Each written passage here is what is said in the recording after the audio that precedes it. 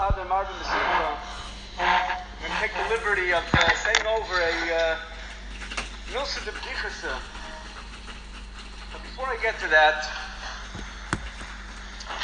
I want to make something very clear that until now, we always had those that are proponents, those that were the supporters of the murex, and those that were the critics. But the truth is that there's two separate groups. And it's not right to put them and lump them together.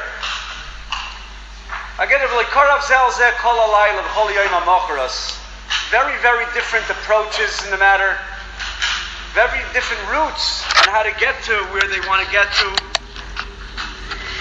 There's a very famous word from the Panovich Rav.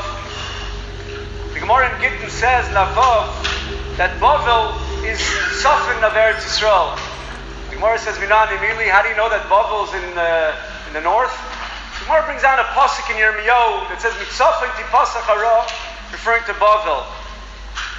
Now the geographical fact must have been very well known that Bavel was in the north of Eretz Yisrael, and yet Chazal didn't just rely on the fact that they knew that it was Litzofin. They went and they brought a pasuk in Yirmiyahu. So the Panovich Rav says that you see from here a big yisoid that the primary way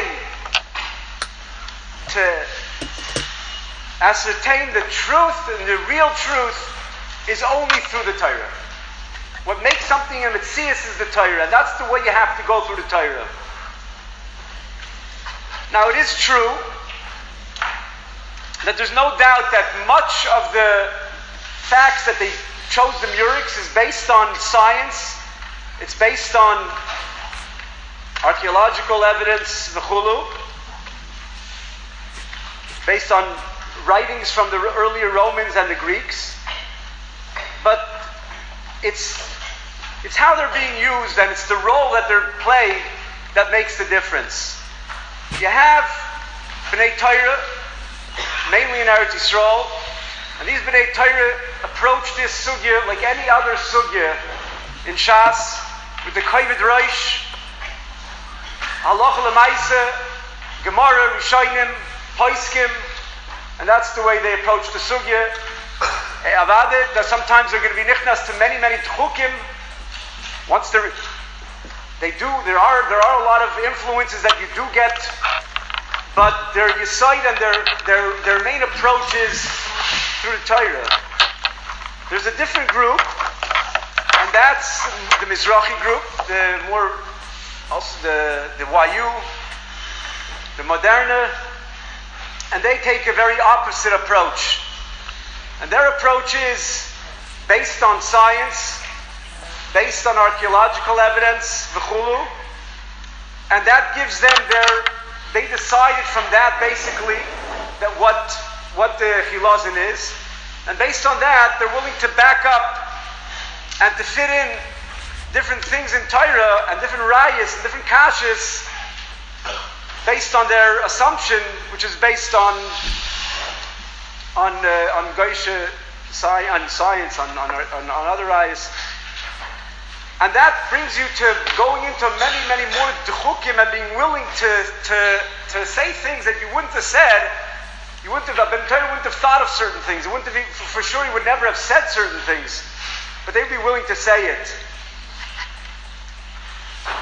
Now we're going to see in the Gemara in Menachos that there are 4 or 5 primary criterias. That means when Chazal had the chilazin in their hand, they had it. And they said, you're looking for it, I'm going to tell you what to look for. And they give you 5 simanim.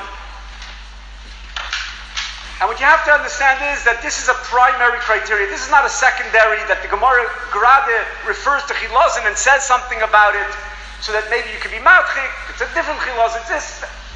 These are the simanim that Chazal armed us with in order, when you're going to search for chilazin, this is what you're going to be looking for. And the way the joke goes is as follows. The truth is, it was said over, it's a famous joke, but it was said over, as a tzushtal over here, to apply it over here, was said over by a prominent Rosh Yeshiva in America. At the beginning I was thinking maybe I shouldn't say B'Shem Moimrei, but Umaisis, I think he said it veragically. He said it very Hasidic about Aaron Feldman from Baltimore. And I think it's very Koilei Amator, it's very appropriate. As we go on, we'll see how everything, most of it fits in with this. A fellow comes over to his friend and he says, what's green, hangs on a hook, and whistles? I don't know. So the older fellow says to him, a green herring. He's very confused. He says to him, herring? He goes, why is herring green? So he says to him, painted green. So he says to him, hangs on a hook? He says, no, so hang it on a hook. So he says to him, okay, but it doesn't whistle.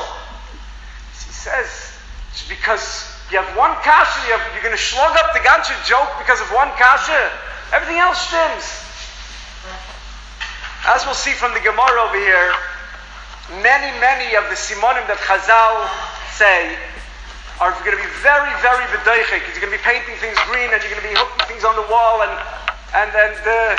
things are not going to whistle the way it sounds. And Mirza Hashem tomorrow we'll start with the rayas.